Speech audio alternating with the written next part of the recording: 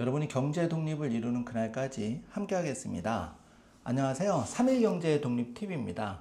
오늘은 가정의 달 앞두고 5월에 한재원 대표님 모시고 중장년층의 다양한 부부 문제에 대해서 행복한 가정을 위해서 상담하는 시간을 가져보도록 하겠습니다. 안녕하세요, 대표님. 안녕하세요. 네. 어렵게 시간 내줘서 감사드리고요. 네. 예, 요즘 행복한 가정을 위해서 그 부부들 그 상담도 굉장히 많아서 바쁘신 걸로 알고 있는데 상담이 많이 들어오죠? 네, 상담은 엄청 항상 꽉 차 예. 있습니다. 네. 5월에는 특히 바쁘실 것 같은데요. 네. 세포 언니로 유명한 한재원 대표님 모시고 좋은 말씀 듣겠습니다. 안녕하세요, 대표님. 안녕하세요. 주식회사 리어그의 대표 세포언니 한재원입니다. 반갑습니다. 네, 저희 3일 경제독립 TV 시청자분을 위해서 시간 내주셔서 감사드리고요. 중장년층들이 이제 굉장히 궁금한 게 많아요. 그래서 오늘 질문이 많은데 네. 첫 번째 질문 들어갈게요. 네. 최근 남자 여자가 바람피는 딱 한 가지 이유가 어떤 게 있을까요?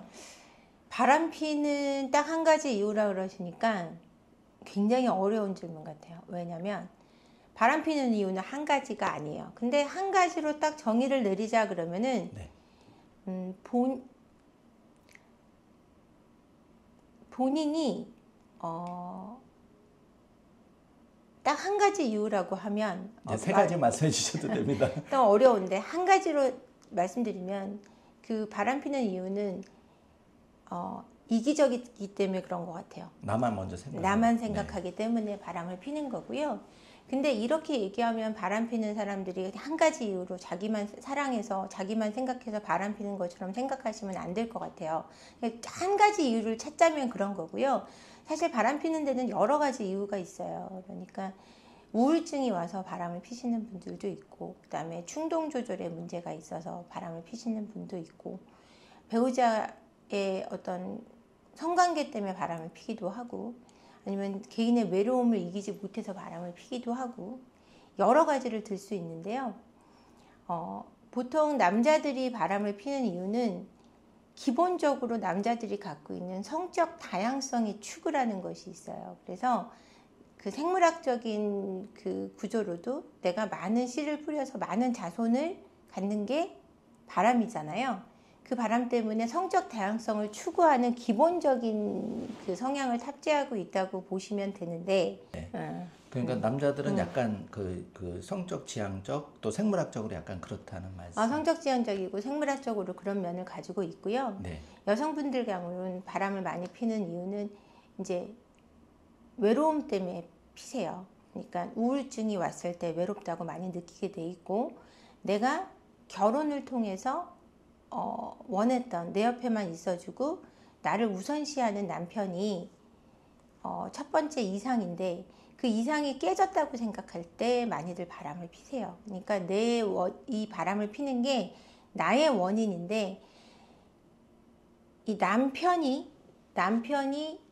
나를 외롭게 하기 때문에 내가 바람을 핀다고 생각을 하세요. 근데 사실은 그 외롭다는 것 자체가 개인이 갖고 있는 개인적인 문제인데 그걸 상대방으로 탓으로 돌리다 보면 그게 우울증이 오고 그 우울증이 자연스럽게 바람으로 이어지기도 하는 거죠. 예.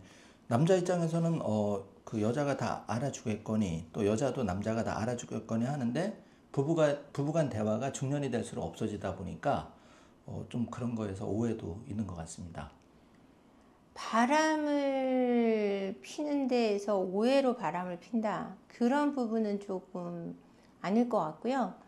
바람을 피는 데 있어서 가장 그 바람을 방지할 수 있는 이유, 할 수 있는 부분이 뭐냐라고 얘기하면 그게 대화일 수는 있을 것 같아요. 그러니까 대화 속에서 오해가 생겨서 바람을 핀다. 전 이런 측면으로는 전혀 바라보고 있지 않고요. 바람을 피는 이유는 대체적으로 본인의 결핍에 따른 거거든요. 남자들은 인정을, 여성들은 사랑을 원하는데 이 인정과 사랑의 욕구를 충족하지 못한다고 생각할 때, 가정에서 그랬을 때 나의 결핍을 채우기 위해서 외부적으로 그걸 충족하기 위한 방법이 가장 쉬운 게 이성을 통한 거거든요. 그랬을 때 저는 바람을 핀다고 생각합니다. 예를 들면 여자들은 따뜻한 한마디나 자상한 남편을 원하는데 그런 게 이제 충족 못 시켜주는 경우도 있고 남편 입장에서는 예를 들어서 좀 생물학적으로 좀 왕성한데 여자분이 갱년기나 이렇게 되면 좀 잠자리를 회피하거나 이런 경우도 있잖아요. 그런 경우도 이혼 사유가 되지 않나요? 바람을 피우는 경우가 되지 않나요? 그렇죠. 그것도 바람을 많이 피우게 되는 이유이긴 한데 이게 갱년기여서 그런다기보다 그 시기마다 좀 다른 것 같아요. 남자가 가장 바람을 많이 피는 시기는 사실은 아내가 임신했을 때랑 아내가 아플 때 그리고 중년의 위기가 왔을 때 이럴 때 바람을 많이 피워요. 그러니까 성적인 관계가 원활하지 못할 때 바람을 피는 경우가 많고요. 그리고 정서적으로도 내가 고립돼 있다고 느낄 때, 가족 내 소외감이 심각할 때, 사회에서 사회적으로 내 자리가 위태로울 때도 바람을 많이 핍니다. 은퇴 후에도 뭐 40대 중반에 은퇴하는 분도 많고 하니까 그래서 존중받지 못하거나 이러면 남자분은 그런 요인으로 바람을 필 수도 있겠네요. 그렇죠. 그런 부분도 굉장히 크죠. 예, 그럼 네. 여자분들도 이런 부분은 좀 참고하면 좋을 것 같고요. 네. 예, 그럼 두 번째 궁금한 건데 네. 그 바람남 남자, 그 바람남 남자 여자는 이런 말을 약간 뭐 어떤 말을 많이 할까요?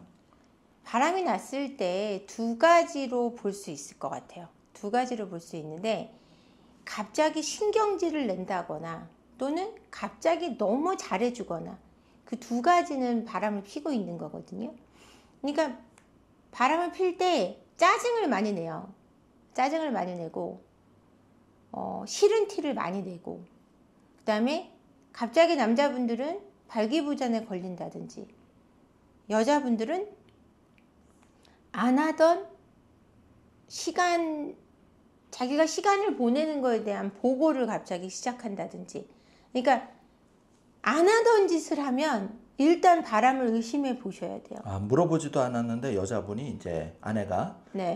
나는 어디 갔다 올 거야 뭐 이런 거를 평상시보다 그렇죠. 예. 얘기 안 하던 사람이 그러면 이제 그런 거는 조금 생각을 해봐야 된다는 거고. 알리바이를 더 확실하게 만들어서 얘기를 해주는 거예요. 근데 원래 알리바이를 얘기하던 사람이 아니에요. 어디 간다든지 이런 약속 같은 걸 얘기한다. 갔다 올게 이러던 사람이 가서 누구 만나서 뭐 할 거고 뭐 몇 시에는 뭐 할 거고 이렇게 자세하게 디테일해지면 그것도 바람을 의심해 봐야 되고요. 남자분들 같은 경우는 갑자기 주말 출근이 많아진다든가 야근이 많아지고 출장이 많아지면 일단 외도를 의심해 보셔야 되고 보통 아내분들이 남편분이 발기부전에 걸려서 외도는 의심을 안 했다라고 얘기하시는 비율이 40, 50대 장년층의 분들이 굉장히 아내분들이 많이 말씀을 하세요.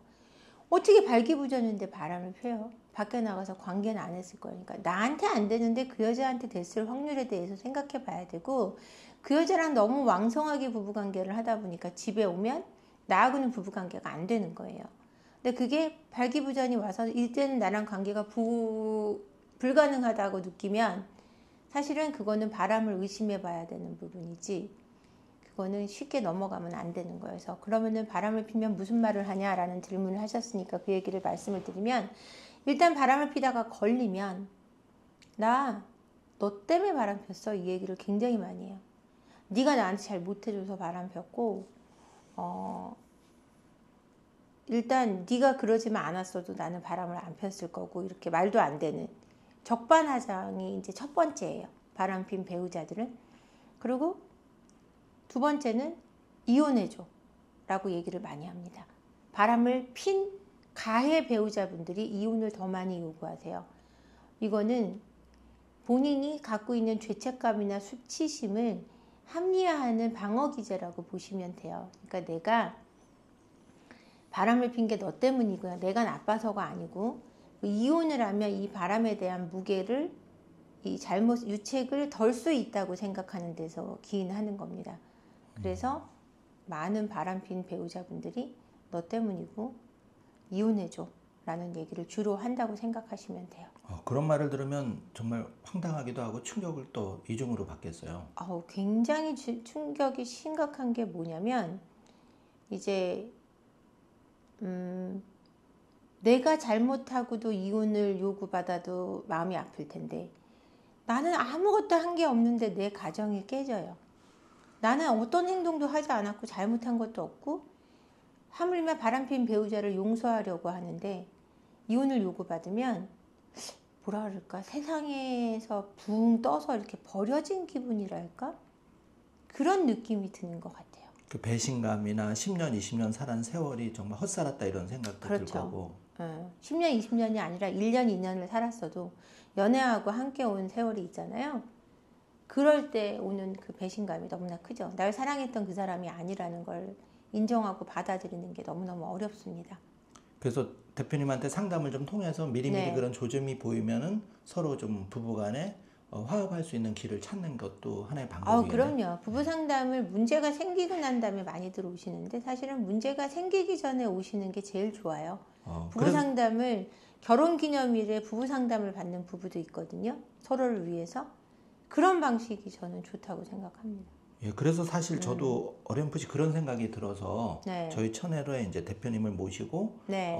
그런 충실한 가정이 되는 거는 누구나 잘하겠거니 이렇게 믿는 것보다는 조금이라도 중년이 돼서 약간 권태가 왔을 때 이럴 때도 한번 대표님처럼 이렇게 전문가한테 상담을 받아보는 것도 다시 부부 활력을 찾는 하나의 방법이지 않을까. 그럼요. 매우 좋죠. 그렇게 하시면. 예, 그래서 찾아온 거거든요.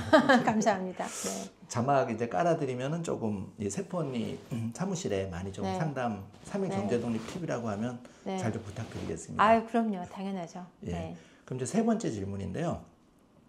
불륜 장소 1순위는 옛날에는 뭐 등산 이런 데서 많이 불륜이 났다 그러는데 요즘도 여전한지 아니면 새로운 장소가 있는지. 옛날에 등산이다.